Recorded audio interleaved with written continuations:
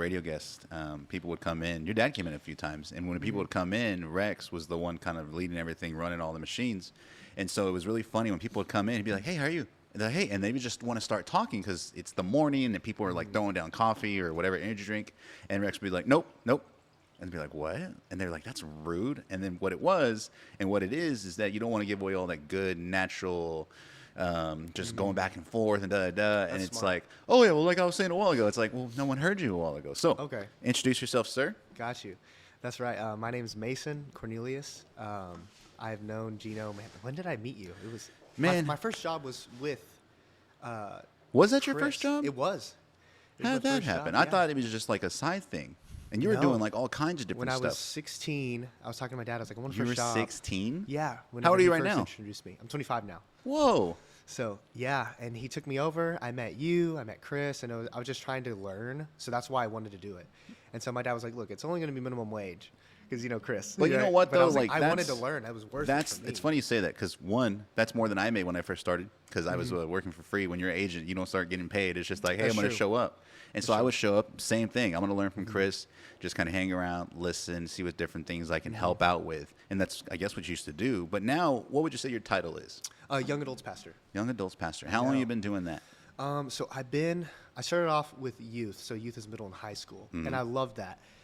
But I knew me specifically, I was called to doing young adults. Sure. And the So reason what's for- considered a young adult? A young adult is anything 18 to, I would say, probably 20, 25, 29. Depends when you officially phase out of like, all right, I'm an adult instead of a young adult. And so is that just a different chapter of the church itself? Because I've Mm-hmm. seen different things on your social media, and I'll tell you why.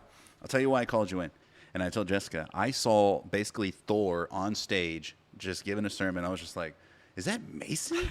And it was just like, what? I was like, is this a new Marvel movie? Like literally what I thought. And I'm not making fun. I'm giving you all the props. But I was also listening to the message, and I was like, dang, like it hit me. But I thought I saw it on a different social media page. It's like DVO is. DVO. So what's that? So DVO is shorts for Devo. It's Okay. short for Devo. And Devo is devoted. Okay. A lot of people think it means devotional. But That's it's what I thought, too. devoted. Yeah. It's because we are devoted. Funny thing, it was spelled DEVO, but there's a band called Devo. Devo. Yeah, Devo. Yeah. And You can dance if you want to. This is that the right crazy. song? This is I think crazy. so. They tried suing us because we had Devo shirts, and they're like, "No, you cannot make." Yeah, Devo you can't do shirts." that, bro. It's like And I it's was an like- older band, but they're still around. Yeah, They I still was have like, "What the stuff. heck?" I was like, "Okay, what if You we know give what them you would out?" know them from? They're actually the ones that sing, not sing, but the song from Ridiculousness. The one at the very beginning. It's like, yeah, yeah, yeah, yeah, da da da da. Oh, no way. That's a Devo song, and Okay. Rob Dyrdek did a song with them to promote that show. So that's like the intro song that I'm That's sure cool. everybody, if you've ever turned on MTV in the last 6 years, you've heard it. So yeah, you can't mess with the bands, dude. Yeah, exactly. So that social media page is called that, but is that a group or is that? Yes, it's what our is it? young adults group. So it's a service that we have just for young adults. And I'll tell you a little bit why we pulled the trigger on that. Because for the longest time, I mean, you know my dad. My dad has always made the target audience like to be culturally relevant, to hit any age group. But I went to my dad and I was like, I think we should do this. I think we should launch a young adults ministry. Because one, I have a lot of personal investment in it because that's whenever I really changed my life around, was during my young adults years. Not that I was never a believer. I grew up in the church, and I remember the day I gave my life to Christ, but I made my faith my own whenever I was a young adult. And so that's why I'm so passionate about it. How The old do other- you the feel other like you reason- were when that was? I was 21. It was whenever I made that decision, like, you know what? This is the day that this becomes mine. I'm owning it. How'd that feel? Because I mean, growing up in a church and hearing, the messages all the time, it's just it has to be like everywhere you look, right? There's no moment where you feel down. There's been times where I've wanted to call your dad just to get help. And I know Chris in the past, they're good friends, and he's called him to get advice and get help. And so, as a family member, do you see your dad that way, like the way other people see him, or do you see him like that's dad? It's a little bit of both. It's like, that's dad, but I know dad's got something special about Sure. that type of thing. And so My dad was actually really cool growing up. He always told me, like, I want to be able to talk to you man to man all the time. I'm never going to judge you. So we have like a very transparent relationship, which is actually really healthy, which is funny because that sounds countercultural, but I think that's the best thing you can do as a dad because it helped me so much. Because a lot of young men are just like, I guess I'm just supposed to figure it out. Well, there is a But- lot of dads like that. Yeah. You're very lucky to have a dad like yours. I had a dad. You met my sister a little while ago, where I wouldn't say he treated us like friends, but he definitely taught us a lot of life lessons as a dad, but also as just a regular human. Like, hey, this is the way life is. And it's like, oh, okay.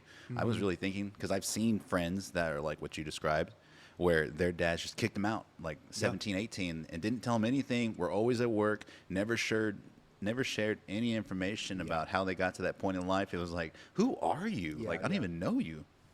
Yeah. And so you started doing young adult stuff. And before, how many in that group, how many different pastors are there? Like in the group that you're in the Devo? Okay, so I lead the Devo group. We have 2 different campuses that meet, though. So one campus rotates, and I try to go down there to meet with them live. And then in San Antonio, I'm there live every single week. Oh, really? Yes. So you're going back and forth every week? Not every week. I try to go down there every 6 weeks-ish. But right now that the semester has kicked back up, like UTSA, that's where I'm at in San Antonio. UTSA is kicking off, and their football program's really good. I don't know if you keep up with them. They're actually like really turning things around. Really? So we've been so involved with that I'm like, I need to be here for a little bit. So it'll probably be 8 weeks whenever I come back down again. I feel like we're getting a lot of information really fast, but I want to slow down because I want people to really see what you're doing. Yeah. And what, one, Church Unlimited's a big campus all over Corpus, right? And so when you're leading this group, is it at the church itself? Is it on certain days? What days is it on? So it's every Thursday at 8 o'clock. Okay. And so our Corpus locations all gather at the Rodfield campus. And then the other location is in San Antonio. And I wanted to do both because we have a very strong young adults presence here. I mean, we have Del Mar College, we have TMUCC, and we actually have a lot of... Pull it up to you a little closer. Is this better? Mm-hmm. We also have a lot of people who just go into the workforce. So that's why we changed the name. And I was like, let's call it Devo, because it was CU College at first. And I was like, I don't like that. CU College. CU College. Church Unlimited College, okay. Yeah. I was like, I don't like that. It's kind of confusing. A lot of people were like, I would go, but I'm not in college. So I was like, yeah, we need to change the name. So we changed the name, we changed the branding, and that's when we ran into you can't, Devo, you can't sell those So who's shirts. it for then? Obviously, I you don't have to go to college to go to church, and I see how it can be It's for confusing. it's But for young what adults, ages? 18 to 29, 18 to 29, and so because I believe that is categorized as a young adult, and the reason I'm so big into it is because you can grow up in church, but it's funny, the stats show us that 2/3 of people who will grow up in church with a really solid foundation, 2/3 of them will leave after they graduate high school.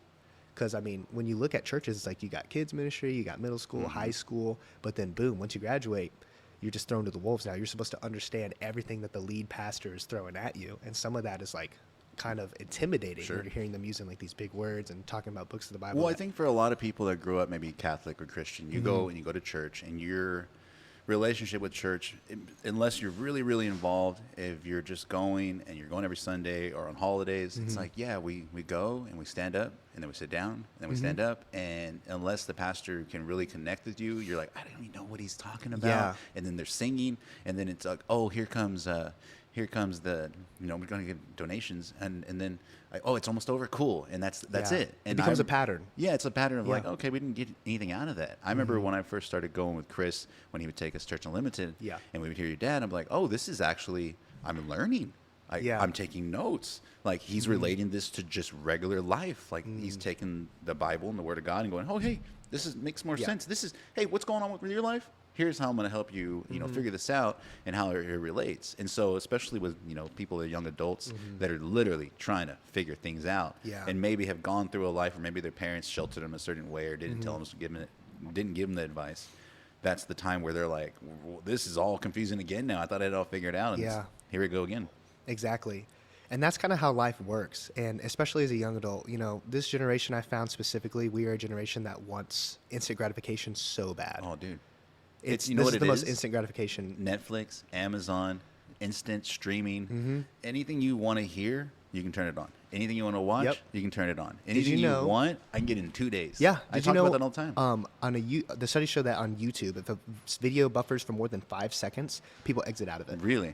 They don't even want to wait 5 seconds. Have I done that? I'm trying to think. If I really want to watch it, I'll wait. But if not, I'll be like, oh, let me just close out and just forget about it. It's crazy how much we're into like instant gratification. And so, I always kind of find myself reminding people like God isn't just the God of the microwave miracles. There's some things that we're meant to partake in.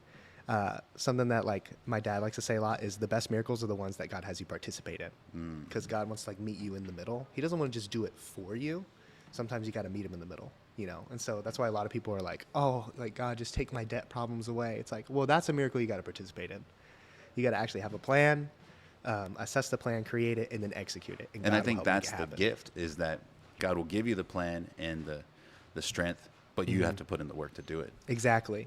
Or just like, God, fix my marriage. It's like, well, yes. Hold up, buddy. Not a There's genie. participation that has to take place. So I'm going to pause you right there just because I was laughing with Jessica earlier because I always see these different videos. And there's this one video right now that I keep relating to because it's like this bigger guy and he's like, it says, your friend after working out for 2 weeks, right? And he's just like talking about, oh, I'm going to CrossFit. Yeah, it's more intense than CrossFit. Oh, yeah, just, you know, it's really tough. And he's like doing burpees on the field. And he's just like basically that guy that's working out for 2 weeks and that's all he keeps talking about. And so I've been for the last like 50 something days doing 75 hard, which is like a really big, a really hard 5 simple things, but it's tough. And you as someone that's obviously gone through a fitness transformation, you know how long it takes over time. It's not an instant, like you said, oh, I went to the gym for a week and I didn't get ripped. It doesn't happen. But it is one of those weird things that once you go through something like that, or once you start going to church, it's like, oh, by the way, did you know this? Or when you start absorbing more motivational stuff, is it human nature for us to just kind of share that? Because maybe it's a feeling that people don't usually have, and it's like there's that saying, like, you never realize how bad you feel until you start feeling good. And after you start eating clean, or you stop drinking, or you just stop like staying up late and partying, blah blah blah, it's like, whoa, I feel great. I want to tell the people, but then when you tell people, they're like, dude, shut up. Do you feel like that sometimes with just different things that you do? Like, you sound like a very motivating person, and so it's got to be like, oh, here comes Mr. Motivating. Yeah. Well, I mean, it's human nature, you know. Like, whenever you find something that has like really worked for you, you're like, oh my gosh, if I would have known this, I would have changed things sooner. So naturally, we're inclined to want to talk about it. So we all have like there's actually a little bit of an addictive personality in everybody. So whenever you find something new and it's working for you, you're going to lean towards it, be kind of addicted to it a little bit and talk about it a lot more. So that's why a lot of people, when they figure out what works for them and their bodies, they're like, no, try this, like try this diet, or try this workout program. It's working for me. Like, I promise. Like, no. You know? I think a lot of people do that with either motivational stuff, just with business or their careers, faith, or fitness, because those are 3 tough subjects. But the thing they don't argue with, like if I came up to you, is like, there's this great restaurant. Oh my God, I went there, ate everything. Really? I'm going to go try it out. They're instantly just like want to go do it. But when it's something a little more difficult, like, oh, I'm doing this great program, I'm really getting mentally strong, people are like, that doesn't sound as fun as eating lasagna. No, I don't want to do that. I'm going to, what's that restaurant you're talking about again? Yeah. What was the restaurant you're talking about when you were fat? I want to go to that place. That seems a lot more fun. Yeah. So I love that. Like you said, you're doing the group, you're doing San Antonio. So are you trying to find time to grow both campuses bigger, or what are y'all doing? Is it a lot of social media stuff? Because that's one of those things too that, you know, you talked about instant gratification. It is a good thing in some ways, where people are able to absorb information quicker that normally they wouldn't be able to. Yeah. And so are y'all trying to do a lot more social media stuff? Yes. I know your dad in the church is really, really great on that. And like I said, when I saw yours, it was just a great video. It was just like, I don't know, it was one of the first ones y'all posted, but it's the first one that I had seen. It is one of the first ones. That's actually a new vector we're trying to maximize right now. Okay. Because what did you say? Vector. But not after that. We're trying to maximize. Right? Oh, I heard vaximize. I'm like, what does that mean? Oh, no. It's new words, man. I don't know. So we haven't even tapped into that yet. You know, I mean, that will do the advertising for you between Reels and, you know, TikTok's algorithm is crazy. So it's like, why are we not? You know, we have a great, I mean, in a sense, service we're providing. Why would you not maximize that to the fullest? So we started experimenting with it with our young adults group, and something we like to say a lot at the church is like, try to lead up. So if you have a really good idea but you feel like someone's not grasping how good the idea is, try it out in your area, see how it works, and then naturally people will see it and be like, whoa, that's really working, we should try that ourselves. And then it's funny because the people above you will come to you like, hey, how'd you get that up and running? How'd you do that? Yeah, exactly. And so, I mean, I messaged you. I was like, this is great content. Well, like, that's what I wanted this to be. And everybody that's came on here, I'm really appreciative that people come on, because I know most people will be like, well, what am I doing? I'm going to go talk on a microphone. And really what I want it to be is exactly this, where you're talking to people and you're getting, you're picking their brain, you're finding out who they are, when most of the time we get a highlight reel of people. All the time. All you see on social media, unless you actually know that person and spend a lot of time with them, you're seeing the highlight reel, and it might be real, or it might be fake, or it might be embellished. And so you see others doing well, you see others doing things that maybe you want to do, and you're like, how are they really doing that? How are they waking up early like that? How are they spending so much time with the kids? How do they do the baseball stuff? How do they go to church every weekend? Like, how are they doing that? And then when you actually hear people's story and hear just, hey, this is everything I'm doing, they're like, oh, that seems doable. Yeah. Like either buying a house. We've talked to other people that have thrown on big events. We talked to Megan and Daniel Benavides, and they're the ones that set up the Comic-Con. And that's a huge event. They had like 15,000 people that came to that event. And people are like, oh, man, I wish there's more stuff in Corpus. I'm like, well, then go do it. Like, I just gave you people that said they were driving back from San Antonio, had an idea, and go, we should do a big old event and have a Comic-Con. And then they did it. That's so cool. And so is that the way you feel like when you're doing the church stuff? It's like, hey, I'm setting this up. Like, you're asking for help. Like you said, there's young kids. How are y'all marketing to the kids here locally? Is it strictly social media, or is it the families that have younger adults? Yeah, absolutely. So obviously social media is huge because the number one motivator for like young adults, for some reason, is FOMO. FOMO will motivate people more than like knowing I'm going to get something out of this. The thing that'll motivate someone to show up to something is, man, I scared I'm going to miss out of it. Not what I can get from it, but what am I going to miss out on? And so my little girl's 10 and she gets FOMO. Yeah, it's crazy. Like, when I was little, because you're like right in the middle. When I was little, cell phones weren't there where they were. Internet, half my life has been internet, half my life hasn't. But I feel like maybe most of your life has been like internet's kind of been pretty heavy for a lot of it. Yeah, so I would say I'm one of the last kids that got to like knock on the neighbor's door and be like, hey, can so and so play today? Like, I'm like one of the last kids who got. Well, to I remember like Friday nights. Me and my wife were joking about this. Like Friday nights, you'd go home, you would watch TGIF, which is like Family Matters, Step by Step. You'd watch all these shows. You'd order pizza. You'd go rent a movie. It wasn't no streaming. And now it's like Blockbuster. Now my little girl, she's 10 and she's like on 3 different devices talking to all these different people. Yeah. I'm like, I don't know how I would have handled talking to that many people at the same time when I was 10 years old. Like, I was lucky if I got home from school and went to the grocery store and saw someone at HEB. I'm like, hey, I saw someone at HEB. Cool. What's up, bro? Like, I never seen people outside of school unless we like set it up. Yeah. So that's got to be really, really weird. And so what do you prefer? Like, do you do a lot of social media or do you try to stay off it? So I know it's not the healthiest thing. No. I firmly believe, and if it wasn't for what we do and the way we have to promote stuff, I wouldn't do it at all. But it is one of those things that helps out, and it helps you reach a lot of people. Yeah. Do you kind of try to stay off of it? Social media is a tool. Sure. Once you start viewing it as a tool, then it reminds you that I control this. It doesn't control me. And so a lot of people will tend to let like social media control them. Like every time they go out to eat, it's like, oh, phone eats first. It's like, when's the last time you went What to did you say, phone eats first? Phone eats first. Is that like a quote? Yes, girls do it. It drives me crazy. It's so corny. But like, when's the last time you were like, let's go on a date, sit down, and just enjoy a meal? Like, can you not heavily do that? Like video me or take a picture of the food or this or that? You know, like unplug every now and then. You have to. And we went with my sister recently. It was her birthday last week, and we went out and it's funny you say the phone eats first because the appetizers came out, whatever. And it was a great restaurant. They were taking pictures. I'm like, what are y'all doing? And I looked over, all 5 or 6 of them were on the phone. So like, I'm like this. I'm like, hold on, let me take a picture of y'all. I prefer not to be on the phone just because it's always going off. I'm like, if I can just leave it alone.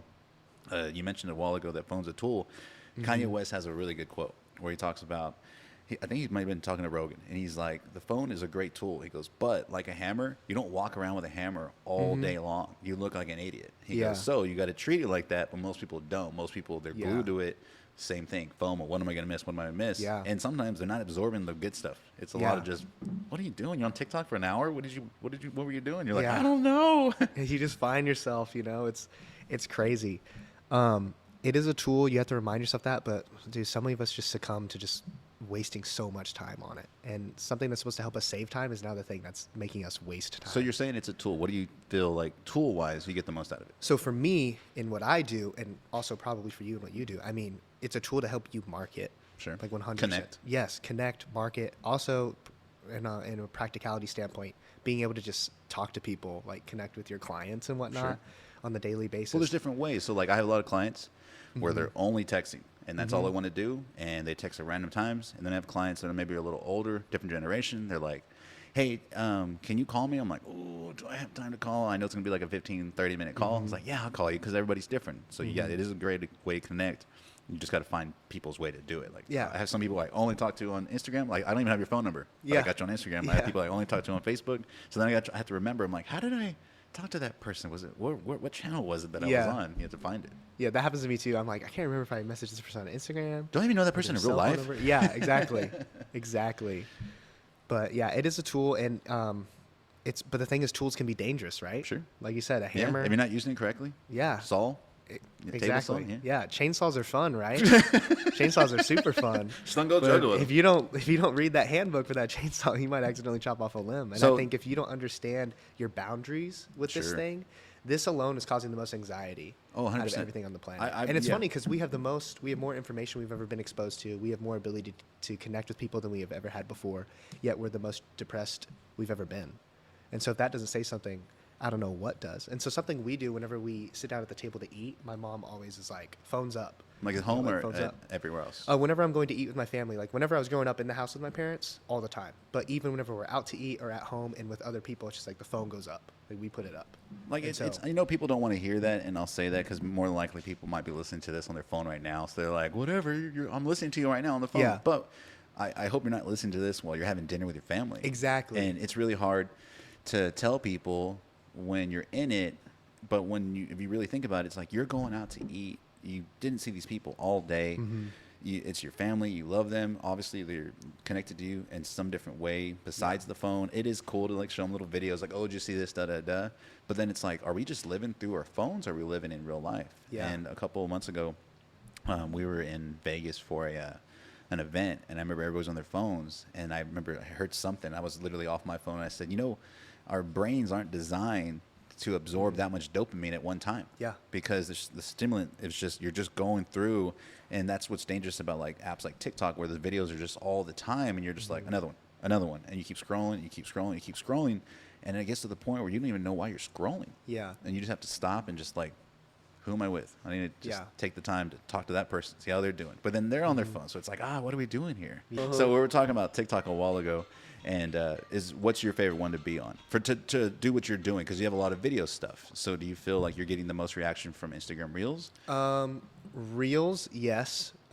TikTok is great for funny videos, and kind of like the more pointless it is, it goes like crazy on I know. TikTok. It's funny, but I found that information, and specifically for some reason church-related content on Reels gets pumped out. I think their algorithm is tailor-made to go towards people who kind of search that stuff out. Really? Yeah. So the Reels algorithm seems to be a lot better. So what I've personally. done, since we're just on the subject, I love talking about this kind of stuff. So like on TikTok, you can type in the search bar, how to buy a house, and then it'll show you the videos, but then it'll show you related searches. So I can see, and I've told my agents this, hey, look, how to buy a house, and then it has 8 other searches, and those 8 other searches say how to buy a house low income, how to buy a house as a single mom, how to buy a house with a 1099, da da da. And so you can see the person who typed this search also typed or may have typed these other ones. So I Yeah. recommend that too. Like if someone's asking like, how do I go back to church, or how do I get my kid to straighten up, or whatever it is. Like, what do you like to cover whenever you're talking to the young adults? Like, what do you feel like it kind of always leads to? It leads to different things, but the bread and butter seems to be obviously illustrative things. People love to like learn through different facets. Like if they can see it, also picture themselves doing it while hearing it, it's just always way better. Well, But I guess what I meant. Okay, that's what how-tos, I'm saying. Okay. those are the best. Like there's a lot of things that you think people would know. For example, you doing real estate for so long, you're like, how does somebody not think like this? But you Sure. have to remind yourself probably like, I didn't "Man, always I've been think like doing this that." for years. Yeah. So how-tos are really big. But what are they asking how to this? do? How to tie a tie? How to change a light bulb? How to put WD-40 on a... For example, what was it? One of the sermons we did recently was, what do I do when I can't feel God? Okay. What do I do when I can't feel Him? Because Crazy sometimes, question. sometimes we reduce God to just a feeling. Like, oh, if I don't feel a certain way, if I don't feel butterflies, like you do when you have a crush in 5th grade, then He's not really there, you know. And so we did a talk on what do I do when I can't feel God, and like there was all these points, right? And the last thing that was really powerful at the end was we said, you do what you were doing when you did feel Him. You do the things you were doing when you did feel Him. Like, remember that time, you know, you were like so in love, and I related it back to like relationships. And now you say you don't feel the love anymore in the relationship. Well, it's because you're not doing any of the things you were doing when you did feel the love in the relationship. You know, where's the pursuit? Where's the going out of your way to meet Him halfway? Like all those things, cutting out that specific time. And then, you know, I said, because this generation would totally get it, I was like, God wants a FaceTime with you. Sure. Like, He wants face-to-face time with you, you know, and you go out of your way to FaceTime that person that you're dating from across the country with, or You seek them out, you'll do whatever you can to get that face-to-face time with them, you know? And Well, it's so kind we of like did when a that. relationship kind of goes stagnant and you just get used to that person and you're wondering, like, why isn't it the same? It's like, well, because you're on your phone at dinner, Yeah. not talking to each other. Yeah, it's crazy. You didn't try to make any surprises today. It's crazy. You didn't try to do anything. You didn't try to just be involved. You kind of just let it be on cruise control. Have you ever seen the movie Click with Adam Sandler? I have. And so that movie hit me really hard, especially when it came out. One, I lost my dad around that time, so I saw that movie and seeing him on cruise control with work and life. And then I think as you get older, you start to realize, like, oh, I am on cruise control in that department or in this department. Like, I need to just kind of take the wheel a little bit and start, guiding it the way I wanted it to go originally. Because, think of it this way, like, my end goal's here, right? And I'm going through a lot of that right now. My end goal's here. Like, I'm getting this house I've always wanted. I'm getting the pool I always wanted. I'm trying to get to this point. And Chris helped me with this a long time ago where I'm like, I just want to get here. Like, I want to get to this point already. Yeah. He's like, dude. And Chris has lived a crazy life. He's like, I want life to slow down. He goes, because all this, the getting there is life. That the moments that are going to happen, the games we're going to go to with the kids or the places and things we're going to do up until then is life. This isn't life yet. Like, don't think like this is when everything's going to start. This stuff is when it's going to start. Yeah. And I'm really guilty about putting the carrot out there so far that I just want to do that. Like, I just, it's like, like you said, I'm addictive. I'm like, I just want to get just to that. Like, everything I'm doing right now is just to get to that point, but I'm missing all the stuff in between. Yeah, I heard someone put it this way once. The only downside to getting to the top of the mountain is the hike is over. It's, like, it's all done. Like, the journey's over. So all you can do now is just kind of reflect. It's like you don't really ever want to find yourself in a spot where all you can do is reflect. You want to always be going towards something. And so there's a lot of people like that. Like, you'll probably never be done, truly. Like, Well, that's what I've told Have you ever my wife. realized once you get there, there's always another Oh, there? for sure. And I have to. It's And so funny. This is something I've told our agents, Jessica, who's worked with us for a long time. Since she's got here, I'm like, we have to keep moving the bar. Like, we have to do this now, or we're literally doing this now. She's helping out so much. And I couldn't do this by myself, but it's always like, hey, now we're going to do this. To anybody else, it's like, that doesn't make any sense. Why didn't you just stop? Like, just stop here and just live right there. It's like, well, I don't want to because I'm going to get on cruise control. I'm going to get bored. I got to have a new mountain, I guess you could say. Yeah. That's really good. Do you feel wiser than your years? I do. Like, do people tell you, like, because most 25-year-olds, when I was 25, 25, I was just about to get my job at the radio. And I was basically at Hooters every weekend and going to concerts and just thinking I was up here. And I really, when I look back, I'm like, what a little punk. And so, yeah, I do admire you for your maturity at 25. I didn't feel like that. Do you feel older than 25? I don't feel older than 25. I feel as though I am fortunate to have had a revelation, like, earlier, I guess you could say. Like, learned, okay, this is not working for me. What age was that? 21. Like I said, that's whenever I was like, something's got to change. Like, something's got to change because this isn't working for me. This isn't me. I've never really aspired to be this type of person. Why am I acting like this type of person? Just like when you're young, you know how it is, the chip on your shoulder mentality and all that. It's not good for you. And I heard one guy put it like this. He told me, he said, remember, whatever fuels you, you're always going to have to go back to.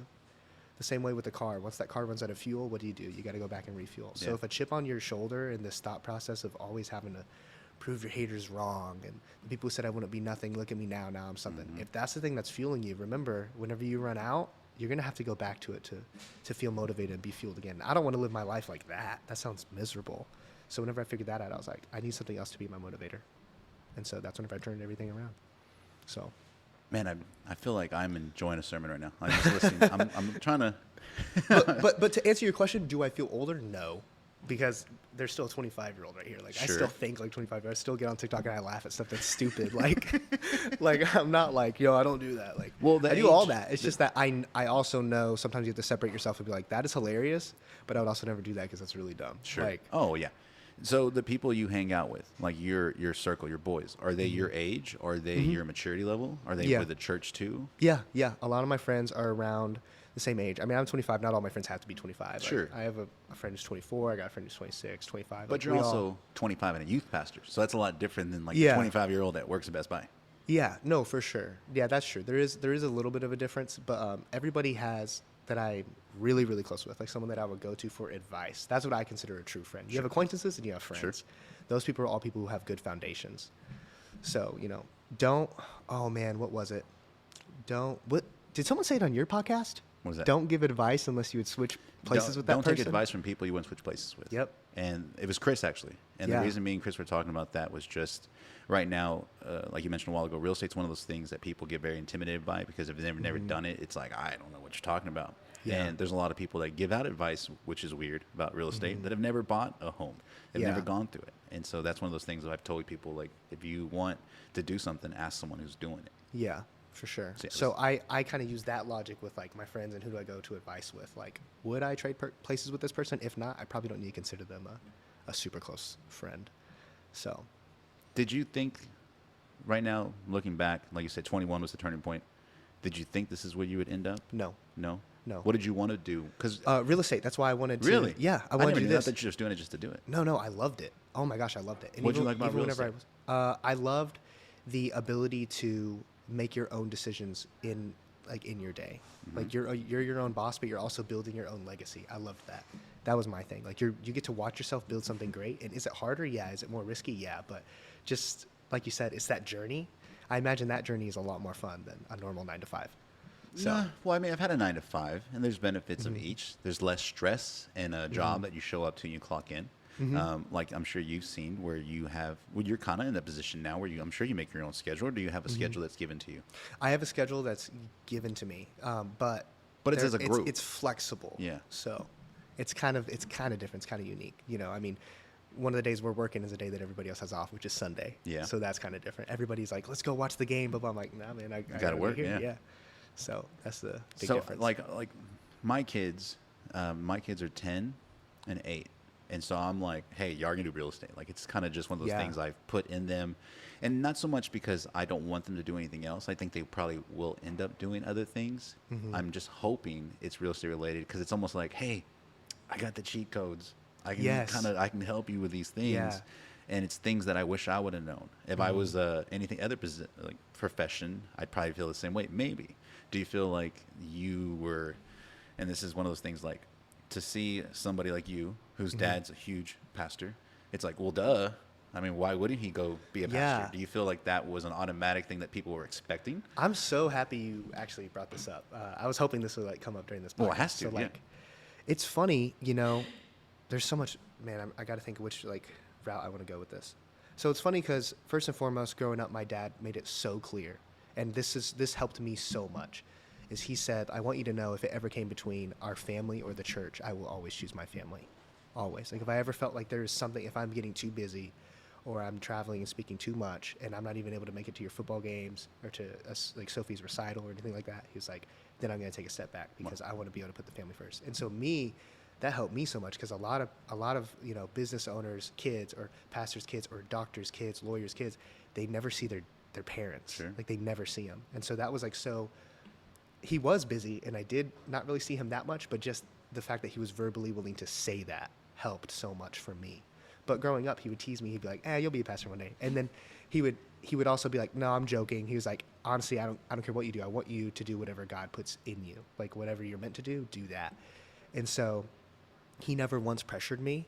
And he also was just like big in that. He was sold on the real estate thing too because Yeah. I was so passionate about it. I was like, dude, I want to do this. And I still am passionate about it. I kind of want to do it on the side, kind of like how he does too. Well, surprisingly about real estate, and this is one of the things I'm sure you see too, a lot of people who you wouldn't expect to be in real estate dabble in real estate, and they do things. You don't have to be a realtor Yeah. to be a real estate investor. You don't have What to is be it? a realtor. 80% of the world's wealth is in real Comes estate? from real, Yeah. yeah. If you think about it, and so it's funny that people think like, oh, well, only real estate people buy houses or do this or flip houses. Da, da. Everybody does, and it was always one of those weird things when I'd meet people that had like quote a regular job, and they're like, yeah, I got 11 rental propities. I'm like, how'd you do that? Yeah. How'd you get those? Where did they come from? Where are the deals? Give me some deals. Like, how did Yeah. that happen? Yeah. And so yeah, it is one of those things you can still do no matter what you do. So you feel like when you're growing up, your dad told you like, hey, you know, he was kidding with you. So when it Yeah. eventually happened, was it almost kind of like a crowning moment? Did it feel that way? So I remember the moment specifically, and the reason it was a moment, not like this, like casually walk into it, let's try it out. It was like, no, this is like a moment I'm choosing to step into it type of thing, because I know you can't play games in this. Sure. Otherwise, like, you can kind of find your life kind of spiraling out of control really quickly whenever you put your whole identity into something, and then that's not it for you, and then it just comes like crashing down. So I've seen what comes with it. a lot of people don't talk about this, but you wouldn't believe the amount of trials and hurt that comes with running a church. People that like come to you all the time and are like, I'm here with you like to the end. Like, you're my pastor, you're my friend, like I love you. And then for some odd reason, my, you know, pastor happens to talk about one thing you don't agree with politically. We're leaving. It's like, what? So I thought we were friends. I thought I was your pastor. So like, am I your pastor? This is something that I heard him say. He's like, am I your pastor? Or is this news anchor your pastor? And it's like, you're kind of called to make people uncomfortable sometimes. You're called to comfort the uncomfortable and then also make the comfortable uncomfortable. And it's like this really hard line to walk. So there's been so many times where I've lost best friends in the church just because they're like, yeah, we don't agree with that, so we're just leaving now. And I'm like, golly, man. So it's rough. So I saw all that growing up, and I was like, man, I'm only going to do this if I feel like a specific calling. Like, it's going to have to be like mountains moving. And I was very stubborn. Like, I ran from it. And that's what led to me kind of like making decisions that I wouldn't say I regret. Obviously, if I could go back and change them, yeah, I mean, who wouldn't want to save themselves from hurt? But I wouldn't change everything, if that makes sense. Because that was how I knew this is what I'm supposed to do. And then it was like this big moment. Like, you know what? I'll step into it. But for the longest time, I didn't want to do it. But when you say step into it, it's not like you put on a name tag and you show up for work. Like, you go and you speak in front of people. So did it start with like 5?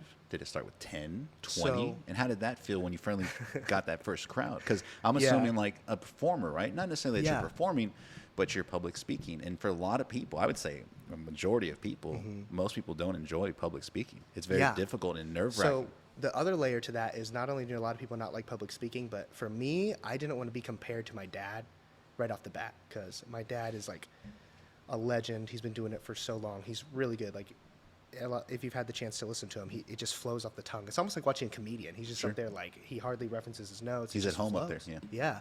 And so I was like, the one thing that's going to be tough about this is not only are people going to compare me to other average public speakers, they're going to, for some reason, compare me to him. And I hated that, because I want to be Mason. I don't want to be Pastor Bill.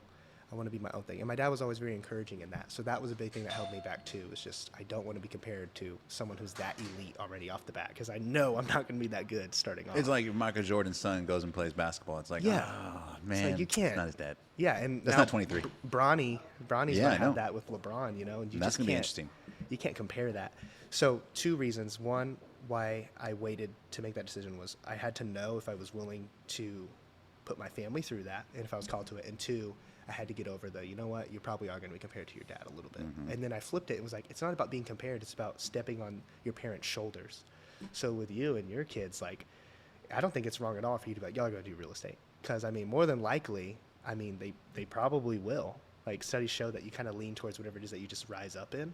And so your kids probably will, and they're going to go and do bigger and better things than you did, which is probably pretty cool, like, as a father, to feel that. I feel like, on a side note, so I always talk about Chris on this podcast just because I feel like as much as I'm in this business, it wouldn't have been for Chris, I wouldn't have gotten in the business, 1. 2, when I got in it, I did have a lot of people kind of similar, but not like a father situation, but like, he's my cousin. And so people are like, oh, he thinks he's going to be another Chris, and Chris at the time, and still killed it. So they're like, oh, here comes another Montalvo, blah, blah, blah, blah. And then when I came in and I started killing it, they're like, oh, wait. But it wasn't like, oh, he's Chris. It's like, he's Gino. Yeah. You know what I mean? It's the same thing. I'm Mason. Like, I'm not Pastor Bill. And so the people at the campus, do they call you, by the way, am I supposed to call you Pastor now? Do they call you Pastor Mason? You can.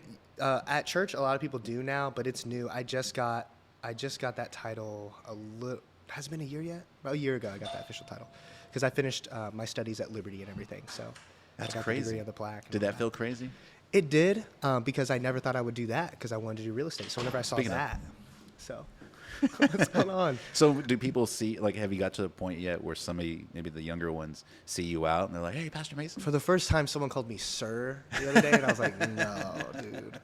Oh, get used to that. I was like, bro, sir, what? And it was like this guy, he plays football at UTSA, and I was talking to him. Was he older or younger than you? He's younger than me. He's playing at UTSA. That's just so I'm respect 25, too. so he's 20 playing at UTSA, and he was like, yes, sir. When he met me, I was like, oh, was like, man, I was like, you know what? But it's a respect thing. I did that. I did call that to people you younger guys. than- yeah. I did that to you guys. So I was like, now I know how it feels. No, it's definitely respect that just shows your upbringing. Like, I call people younger than me, sir. It's just respect. Like, hey, I'm not going to go up and call you bro. Like, hey, bruh, or hey, boy. Yeah. Like, I'm not going to do that. So it's Yeah. just a respect thing. No, it is, and that's why I had to remind myself. I do it all the time, even when I'm at the drive-thru at Chick-fil-A. I'll be like, yes, sir, and it'll be a kid taking my So order. let's go back to the first time you went on stage, or the first time you did. I mean, I guess, was it, like I said, was it an actual event, or was it at church? It was a mass, or what was it? It was a service for our high schoolers. They had me do it, and I did not want to do it. But I was doing an internship just to fill in some space before I went back to college that year. This is before I felt called or anything. I didn't want to do it, and the guy who was over me was like, "No, you're gonna do it." And like, Did he, you have like, made notes, me. or did you? I Have did, yeah. They told me what I was Did you going to have a preach set? on. I guess. Yeah, they told me what I'm going Really? to preach on. I opened up the Bible, I read the story, got familiar with it, and then formed a sermon out of it. And it was not good. It was Not good to you, or not good in comparison? It wasn't to what? good because if you don't have a direction, like if someone's not able to walk out and say this is what they talked about and this is where it went, then they didn't get anything from it. So I also heard someone say this: people don't remember what you say; they remember how you made them feel. True. So it was kind of a mess. It was funny, but at the end of the day, funny isn't gonna. Who was laughing? Were you laughing?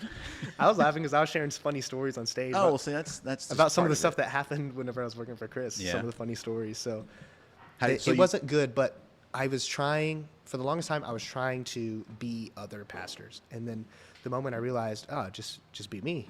That's whenever it started working, and that's whenever my dad was like, "Okay, you can preach for me one weekend," and I was like, "Yo," I was like, "What the heck?" How did that feel? That was crazy, because that's when I was like, I guess everything my dad's been telling me for years is true, and it works. Just be you, and no one's more of an expert on you than you. Yeah.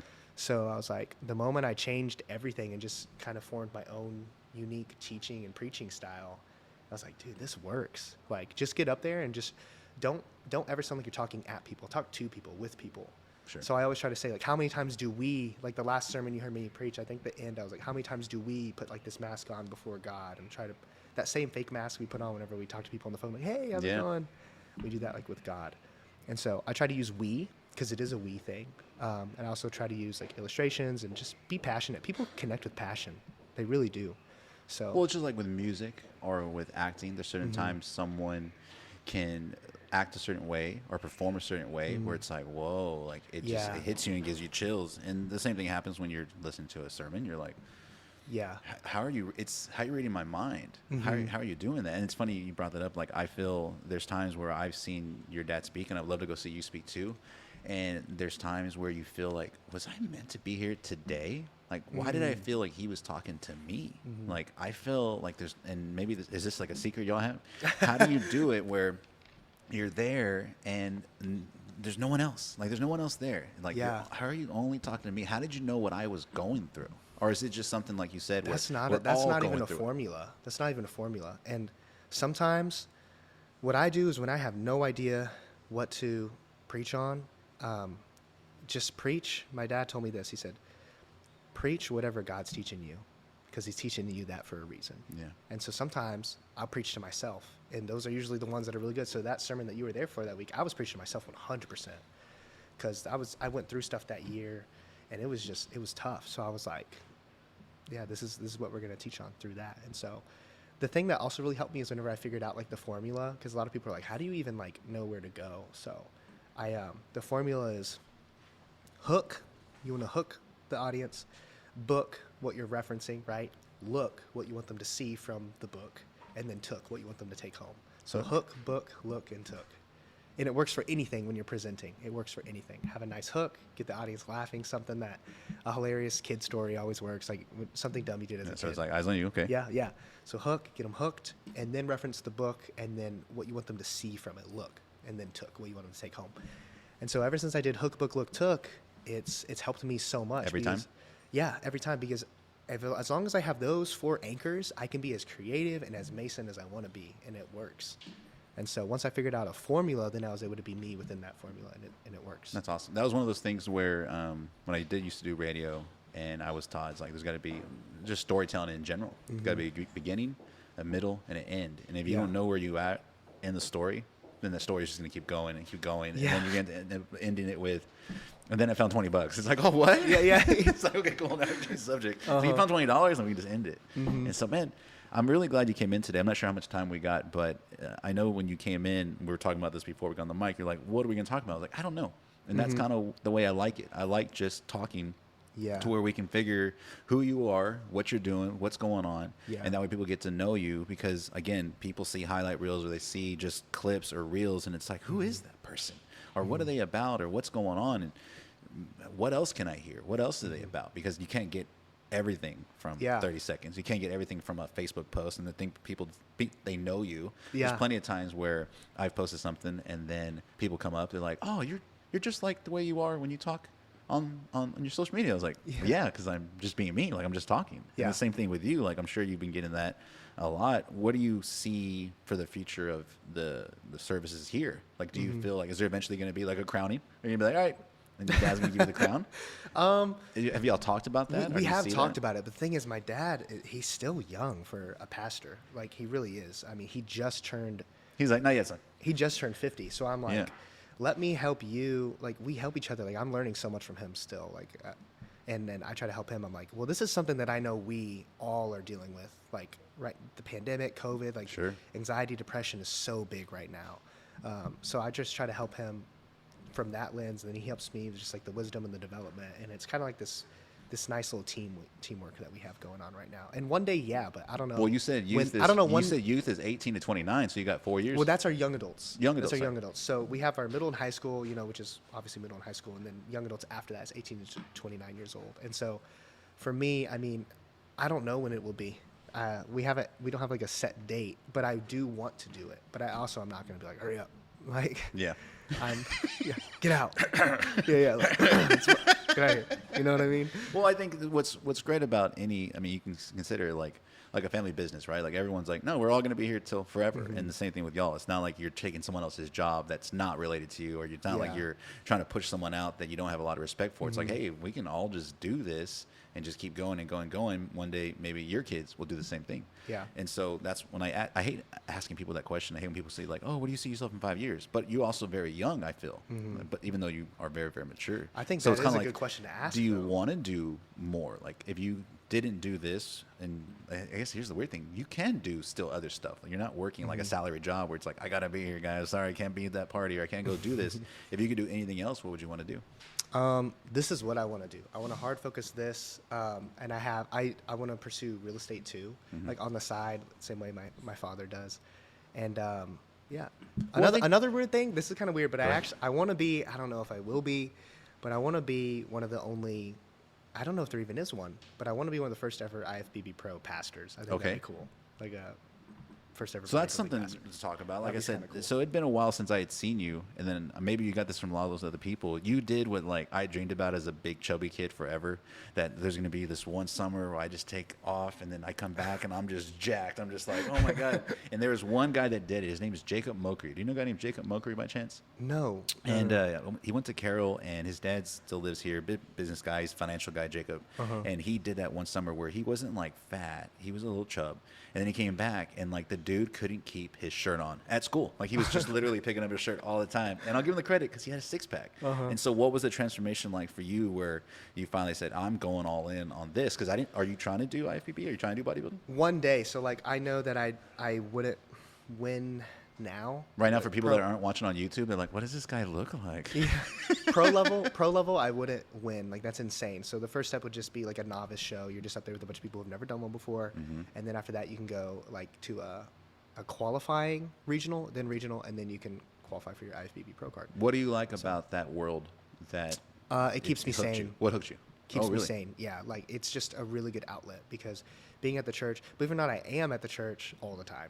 So do you have a gym there? I'm picturing like a secret gym that no one knows about. Like a basketball court underground. No? There is a basketball court outside of the broadcast location. Okay, now. There is, but it's not indoor. It's outdoor, but it's a ton of fun. But what draws me about that is, one, it's a very like lost industry. Like, there's a lot of people who have like, it's funny, it's called bigorexia. It's where you don't think you're big enough, so they just keep going and keep going. They get huge. I never heard that. I know, it's bigorexia. Do you feel like you're big enough right now? I don't know. I feel like we said, once you're there, there's always another there. Sure. So the good news is the goal that I have ahead of me is so big, it's going to take me a while to get there. And so I'm not in a rush. You know, I just think it'd be cool to one day in my office just have like a picture of me on a plaque. Like, yeah, I did that one time. Have like the little But- Ronnie Coleman statue, Yeah, or the like- Schwarzenegger one, where he's yeah. doing the flex. Yeah. Yeah. Well, I think it's one of those things that anybody that I've ever seen do it, even novice or even go to a certain level, they all did other things, and so that didn't let it stop them. If anything, it was just the structure. Like, are you working out like 10 times a day? Or how's the? I'm working out one time a day right now with one rest day. But whenever I'm there, I'm on a mission while I'm there because you only have so much time in your day. And I don't even have wife and kids yet. So I know once that gets introduced, I'm gonna have to restructure everything again. So I'm just trying to make do with what I can, and then whenever I have to adjust, we'll cross that bridge when we get there. But first things first, I got to do a novice. My friend is really pushing me to do a novice show. And I'm like, I'm not against it. Do you have to, when you compete for those, do you have to like go to a qualifier one before that, or you The basically no- just the show up and novice- sign in? Novice pretty much means noob, like you've never done one before. So you just sign up, and then you get thrown on stage, and you just get judged right You then get and there. the chocolate syrup on you. And Yeah.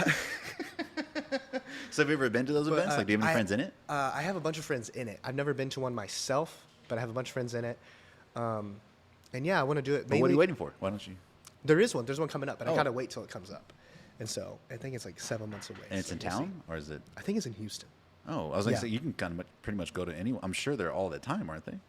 I don't know. I've You never literally done look at a one. guy and just like show up right now. Like, I'm a guy that's like, all right, guys, I'm going to do this event. It's 7 months away. Perfect. You can just like show up and be like, hey, what's up? You got a I number don't for know. I don't know. I'm scared there's gonna be like some freak there. me? So. Where do you work out here locally? So whenever I'm here, it's wherever I can work out. What is Freedom? Isn't Freedom like $10 a month or something? Freedom's like 10 or 20. Or if Yeah. you want, it's 20 if you want 10. From what I Gotcha. remember. Yeah. Okay, and then so you I'll got all go to the- Freedom. I liked Lynn's. It's like more old school. Yeah, I know. and I know. You can get in there and like be left alone, and I love that. Like, I'm not the guy who's in there like trying to talk to girls. Like, it's funny. I actually have a rule. I will never talk to a girl at the gym. Well, hold on. This is Chris sent me this earlier. We were making a joke, and it's like 5 to 7 p.m. Pretty much at any gym. This is literally what it looks like. I'm gonna show you this picture real quick. So you go to the gym, and it's just straight up, just like a club, and there's just dudes. Like, I'll just zoom the camera, in. And it's like, I picture That's the same thing. hilarious. It's like people that go that times aren't trying to go to work out. They're more trying to socialize. yeah. And there's a lot of gyms like that, but there's also little gyms like Lynn's or different ones here locally where people go and they focus on what they're trying to do, and it's not Yeah. there like, hey, and they're like filming. That is going back to TikTok. I see a lot of those videos where people are recording their whole workout or doing this and that. Do you record your whole workout? No. No? I had to choose one or the other. Like, I want to make content. I was like, let's focus on the preaching content. I don't want to get into like the workout content because that is such a grind to be able to become like a fitness influencer, which everybody wants to be today. Sure. I mean, one, you got to kind of get lucky, and two, you got to do it. I think I think they pump out 2 to 3 videos a day on Jeez. TikTok alone. I would say it adds more to your appeal.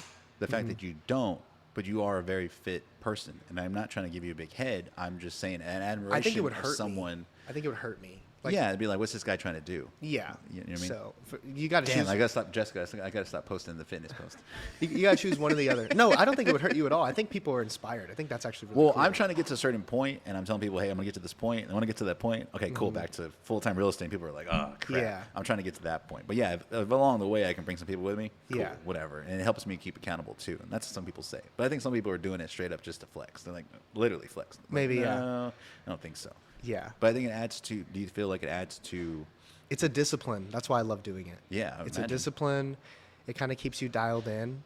And for me, like it was just such a good anchor for me. My dad says that he was actually really happy that I fell in love with that rather than being one of those guys who like had to be at parties all the time. Had to be like, oh, like FOMO. I've never been one to give into FOMO. Like, man, everyone's gonna be there. I'm not gonna be there. I could care less. Like, I can tell you as someone that went out, like I said, when I was 25, your age, and I was working at the radio up until I was about 31. That's when or 30, I got my license for real estate. Yeah, it was a lot of just, what was I doing? Like, why was I feeling like I had to be at the club Friday, Saturday, Sunday, sometimes Tuesdays, sometimes Thursdays? Why did I feel like I had to get bottles? Why did I have to do all these things? And then the really crappy part is thinking, how much money was I blowing? yeah, That I yeah. could have saved or invested or all these different things that now I know about. And back then I was just like, I got money, cool, I'm gonna go spend it. So yeah, it helps a lot though, that too. Yeah. So it definitely helps me with that. Also financially, I mean, I'm so glad I'm not one of those guys that feels like I have to like compensate with like money and stuff. So like that helps me. I have a bunch of friends who like are still into that and they're like, I know I got to stop. I know I got to stop. I'm like, it's not going to change until you make the change. It doesn't change for you, you know? Sure. So personal question, when did you make that change? like financial change or stop going out? Just the complete overall circle, like not just financially, but like they're just like, man. I would say, so when I met my wife, we partied a lot, and that's how we met. We met at the club, and she was moving away. She was having like a going away party, whatever, right? And so we met, and then she knew I worked the radio life, and so she would sleep in, and I'd go to the radio, come back, rest, and then we'd go out that night and do it all over again. And it wasn't until, because we got married really fast, and then we had a baby, and it was probably around when we had a baby and got married, where I felt like my life really, really changed, because I, in the same year, got married and had a baby. So here I was trying to adjust my brain to so being much married, adjustment, yeah. and then, hey, I'm pregnant. It's like, what? And so to adjust to being married and having a baby at the same time, and at the same time we're buying our first house, it was like, I feel like I grew up within 2011. It's 2011 I got married and had a baby. And then it was like 2 years later in 2013 where, hey, you know, financially I need more. Like I need to do more. This single guy radio lifestyle isn't working for me. The pay's not working for me. I need to do something different. And that's when Chris is like, hey, you should do real estate. And kind of the same way you enticed you, was like enticed me with the freedom, and you get to do these different things. I was like, cool, I'm going to go do it. So I'd say around 2013, and I was 30. Okay. And just really, because I feel like I could have kept going that way, and I'm really glad it didn't. Because I know friends, and I have people that I know that are in the late 30s, 40s, still going that lifestyle. Yeah. And they look, and they're like, how did you do it? And I'm like, I stopped messing around. Like I figured out, like, I don't want that life. And it was not an epiphany, but just a, hey, and like you said, you had yours at 21. I wish I would have at 21. I'd be a completely different person. I'd probably be on a beach somewhere, just relax. already retired. I wouldn't be working still. But I think everybody has their story, and we all get here because of every single thing we did, and you can't change that. Don't want to change that. That's cool. Yeah, I never asked you, like, when you were like, all right, I'm gonna like zone in now. Well, it's like what you said. Like, you don't see it happening, and then when you're there, it's like, if I look back and go, oh damn, I did all that. Like, I didn't remember doing that. I was just doing me, and I was just surviving, I felt like. And then as time went on, you can look back and you're like, oh wow, cool, because you see that point in front of you. You don't see all that as you're going through it, because I don't see it. I don't see us selling all these houses or hiring more agents or doing all these different things, or the TV show thing we try to do, or even this. Like, this is just something I'm doing because this is what I want to do. I want to do more and try different things to see what works for us. Yeah, I feel like that's kind of where it gets dangerous. Like, for me, I kind of have to fight this battle of like, man, I feel like I haven't accomplished enough, you know? Like, what I'm doing is cool, but I just don't feel like I don't have real estate property yet. Like, I've done a lot in stocks and crypto and stuff, but like my goal has always been like, how's that real been estate for you? Stocks and crypto, it's been good to me. Yeah, it has been good to me, because I bought whenever the pandemic like crashed everything is when I bought, and so now it's I didn't even know what a stock was at 25. Yeah, and I was like, dude, I just need to suck it up and just, because I was always a good saver, but then, you know, saving isn't going to get you anywhere nearly as fast as investing is. Sure. So I did that, and sometimes I have like this inner battle in my head, like, man, I'm not doing enough. But I got to be careful, because I know there's a lot of people who are on the complete opposite side of the spectrum who look back and they're like, I could have done so much more. And so I can't remember who it was, but he said, anytime you feel like you've wasted, the amazing thing about God is he can supernaturally speed you up to where you would have been the whole time if you just put your faith and like your trust in him. So that's something that like I try to encourage some people with, who are like, man, if only I would have known what I know now, or if only I would have just done this. Like, right now's the time. Like you said, you're like, when I was 25, I didn't even know what a stock was, type of thing. But it's like, I don't know, man. It seems like you buckled down and you put your faith in God, and he's like supernaturally sped you up further than you probably thought you would ever be when you were. Well, you have to see both times. So there's times where I've said, man, I wish 2020 I would have done this. But then I'm like, wait, what if I did do that and everything? Like I made a lot of, I made a lot of money here, and then I stopped and got lazy here. Then I wouldn't have had ... And I think that everyone's on the path they're supposed to be on. And if you try to think and go back, one, you can't go back, and two, just no, you got to keep moving forward and just move the bar, move the mountain, and just like, this is what I'm going to do now. Yeah. So I have to do that. Oh, by the way, you know what your gift? Sorry. I was wondering what this was. I was like, what is this here? Well, we started talking about all the sprites and all this stuff. You can take this with you, by the way. Oh, nice. I figured it was fitting. The Mirable merch. Well, I got the Montalvo logo, and then I got the praying hands. And when did y'all change the logo? Well, that's my logo. Oh, this is your logo. Yeah, so we have okay. the Mirabal Montalvo logo, which is the sign somewhere out here somewhere. And so that's just mine. That's just basically the Montalvo brand. This is nice. And so that's what it is. You're welcome. And so when I got that, I got it at Lids. Shout out to Lids. They're like, who's this for? And I was like, it's a special guest. Because they saw the praying hands. They're like, who's this for? So now they'll see it. So I thought that was cool. But yeah, that's cool. I only have so much time to do this, and Yeah, for I'm sure. glad I got to bring you on. I'm glad it got to be one of those things that was just like, spontaneous, and that's what this Yeah. is all about. And I hope you enjoyed your time here. I Hope did. you It had was fun. great. I'm gonna have a lot of fun clips, a lot of great stuff out of this, and I can't wait to share it with you. This will be coming out really, really soon. Is there anything last thing you want to say? One more time. The days are on Thursdays, right? Where do they gotta Yes. go? Thursdays at 8:00. The beautiful thing is Thursdays at 8. No one's got anything going on usually, No so that's excuses. why we chose Thursdays at 8. And it's at the broadcast campus. It's at our Rodfield campus. Rodfield campus, Yeah, okay. Rodfield and Corpus, and then San Antonio's at our Stone Oak campus. So Awesome. Yeah, Thursdays at 8:00. And what are the We love socials? to see you guys there. The social is Devo CU. Not DEVO. So on Instagram it is DEVO. We didn't have to change that. We didn't have to change that. Thank goodness. yeah. Let me pull it up right now. And so it's at DEVO. Yes. So it's Devo CU on Instagram. Just Okay. DEVO and then CU at Instagram, and that has all of our information for the day. So this Thursday is actually our 1 year. Really? Yeah, Are it's y'all our doing any 1 year kind of anniversary. celebration? Is Yeah, it a we special are. message? What's it going to be? Yeah, so it's going to be all Are about. they going to put a clip of your first sermon on time? Oh gosh, no. Yeah, that would be a gift for everybody. They would laugh. So yeah, it's going to be about celebrations. The sermon will be about a celebration of the Bible when Jesus turned water to wine. We're going to have cake, Wait, is that we're going to have tomorrow? cake pops. Yeah, it's tomorrow. Okay. So I'm heading back up after this actually to get ready. But Cool, man. we're going to have cake pops. We're going to have a food truck out there. We're going to have a photo booth. We're going to have streamers, balloons, all What that. time does it start? 8:00 tomorrow, o'clock. Thursday. Are old guys allowed to be there? That was a no. No. I go in, I got like hair in front of my face. I'm all looking, what's up? What's up, fam? Yeah. Got to protect our younger ladies sometimes. I'm not a weirdo. I bring my You can daughter. come. You can come. You can come. But I thought you were asking for. No. I've had interesting individuals show up before it's not trying to what talk to No, 18-year-old girls, and I'm like, no, man. that's not what I'm talking about at all. Hey, I appreciate you coming in. Yeah. Last thing before you leave, take one of these metallic Sharpies. There's a blue, red, and if you can sign our table. This is Gino's table. Sick. What do you bring to the table? Obviously a lot, so I appreciate you coming in. Take the marker if we can, and table's all yours. Just don't do like El Dusty. He did literally. I go, do it real big, and he's on this side, and he took up the whole table. So You got it. Appreciate you.